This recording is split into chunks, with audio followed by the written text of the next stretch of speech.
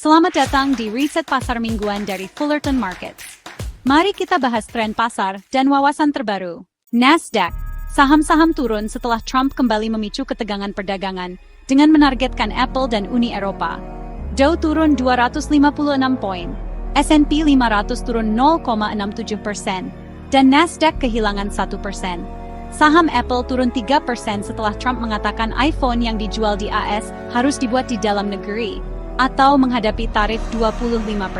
Ini pertama kalinya dia secara khusus menyebut satu perusahaan dalam rencana tarif tahun ini. Pasar sempat turun tetapi sedikit pulih setelah Gedung Putih mengatakan komentar ini belum menjadi kebijakan resmi. Hal ini merusak optimisme baru-baru ini dari penundaan tarif sebelumnya dan kesepakatan dagang dengan Inggris dan Tiongkok.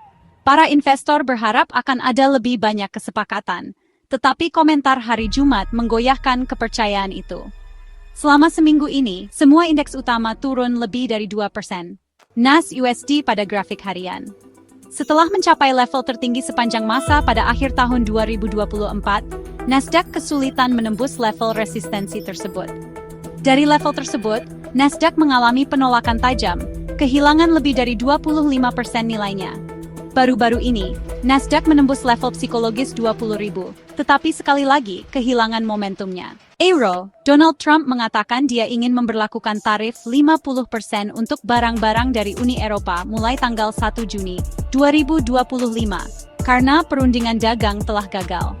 Dia mengkritik Uni Eropa karena dianggap tidak adil dan sulit diajak berunding, dan mengatakan dia tidak tertarik untuk membuat kesepakatan. Berita ini menyebabkan pasar saham Amerika Serikat dan Eropa turun, dan para ahli memperingatkan hal ini dapat merugikan ekonomi dengan menaikkan harga dan memperlambat pertumbuhan.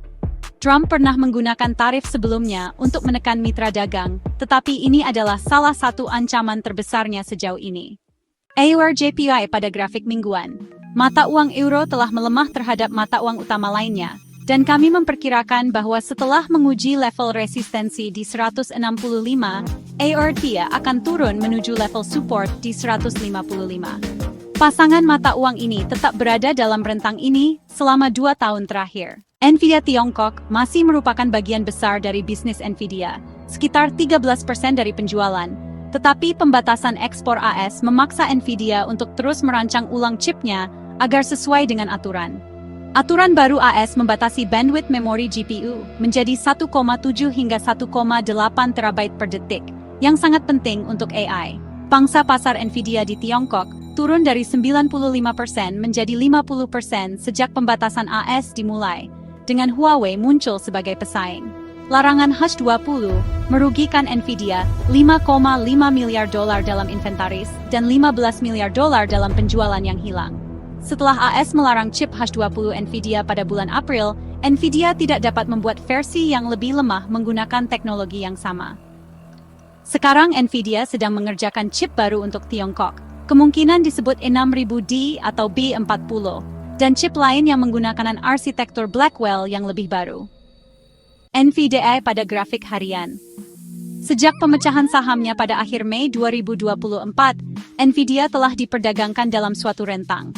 Investor cenderung mengakumulasi saham ketika harga turun di bawah 100 dan mengambil keuntungan setelah harga naik di atas 150. Agar saham ini dapat menembus keluar, pasar membutuhkan katalis yang lebih kuat. Tetaplah bersama kami saat kami membahas lebih dalam mengenai pergeseran pasar ini dan potensi dampaknya di masa depan. Kami adalah Fullerton Markets.